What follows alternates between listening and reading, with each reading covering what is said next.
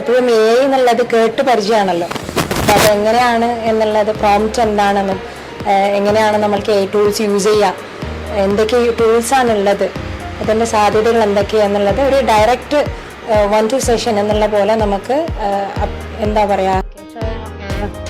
I'm so excited. I was so excited to attend this session as we are not aware of how can I use AI tools and how to use the prompt and what are all the opportunities if we use AI. So in the future, how can I use it and how can I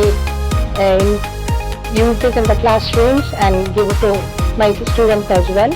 So it was a very great experience taking it here on like 1-to-1 session. As the teacher is giving us all offline work, it was work as enough. Thanks for the session.